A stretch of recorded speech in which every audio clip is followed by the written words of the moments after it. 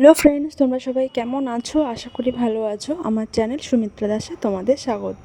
তো আজ হচ্ছে মহাষষ্ঠী, আর এখন তোমরা নিশ্চয় সবাই জানো যে এবারকার পুজো একদম রাত থেকে শুরু হচ্ছে। এর জন্য আমি একদম ভোরবেলা উঠেছি, উঠে স্নান টান করে রেডি হয়েছিলাম। আর ফৌজিবাবু আমার সাথে উঠেছিল, ও যাবে দৌড়াতে, এই জন্য একসাথে বেরোবো আর কি। আর তারপর আমি চলে এসেছি আমাদের পুজোর মণ্ডপে, একদম যেহেতু বাড়ির সামনে আমাদের পুজো মণ্ডপ, তো এই জন্য পুজো দিলাম। আর যেহেতু বলেছেই যে আমাদের পাড়া যারা আছে সবাই মিলে আমরা পুজো করি, তো আমাদেরকে বলেছিল আসতে, এই জন্য আমি চলে এসেছিলাম। আর এত ভোরবেলা পুজো শুরু হচ্ছে, এই জন্য কেউ সেরকম আসতে পারেনি, তো আমি আসলাম সবার আগে। আর এখানে দুজন দাদা এসছে, দুজনেই দাদা, একজন হচ্ছে ব্রাহ্মণ আর একজন হচ্ছে দাদা, সব কাজকর্ম করে, মানে পুজোর সব কিছু করে। আর এখানে ঢাক বাজাতেও চলে এসেছিলো, তো আমি মোটামুটি সব কিছু রেডি করে দিয়েছিলাম যতটা পেরেছি। আর তারপরে দাদা পুজোতে শুরু করে দিয়েছিল, পুজোতে বসে পড়েছিল, তো আমরা দাঁড়িয়েছিলাম। আর তারপরে আমাদের পাড়ার আরও দুজন এসেছিলো, ওরাও ষষ্ঠী পুজো করবে, তো এই জন্য আমরা অঞ্জলি দেবো বলে আমরা তাই রেডি হচ্ছিলাম, মানে ফুল টুল নিয়ে আমরা আর কি রেডি হয়েছিলাম, অঞ্জলি দিচ্ছিলাম। আর ওই দাদাটা যেহেতু উপোস রয়েছে, তো দাদাও দিচ্ছে, তো আমরা এই কয়জনে আর কি মহাষষ্ঠী দিনকে পুজো দিচ্ছিলাম।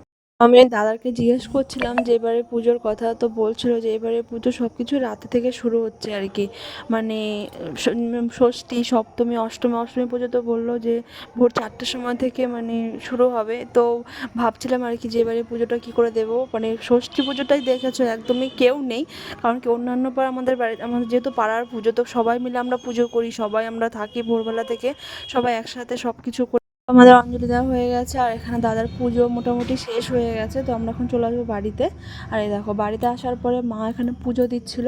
আর যেহেতু গোপালের জন্য তোমাদেরকে আমি আগেই দেখিয়েছিলাম যে গোপালের জন্য আমি গয়না বানিয়েছিলাম, মানে গলার বানিয়েছিলাম, গলার মালা, তো ওগুলো পরিয়ে দিচ্ছিলো। যেহেতু আছে ষষ্ঠী, তো প্রথম দিনকেই পরিয়ে দিচ্ছিলো আর কি ঠাকুরকে।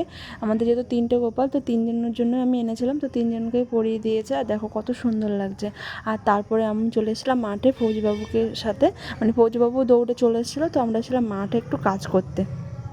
এই দেখো ফৌজিবাবু কী করছিল, আমাদের যেহেতু এই যেখানে গাছ লাগিয়েছিল, নারকেল গাছ, সুপারি গাছ এসব লাগিয়েছিল, তো পাতাগুলো একটুখানি কেটে দিচ্ছিলো আর কি, মানে রাস্তা যেহেতু একদম, তো রাস্তার পাশে বলে তাই কেটে দিচ্ছিলো। আর তার মাঝখানে আমাদেরকে ফোন করলো বাড়ি থেকে যে আমাদের গিজারে যে কিনে নিয়েছিলাম, তোমাদেরকে আগে দেখিয়েছিলাম আগের দিন, তো ওটা মিস্ত্রি এসেছিলো আর কি এটা লাগানোর জন্য, সব কিছু রেডি করছিল আর কি উনি।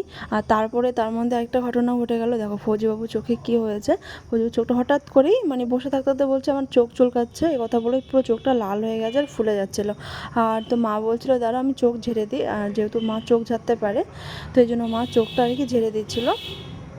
তো আর আমাকেও বলছিল, ফৌজিবাবু বলছিল যে তুমি শিখে নাও, যে যদি কখনো দরকার হয় তাহলে তুমি এরকম ঝেড়ে দিতে পারবে।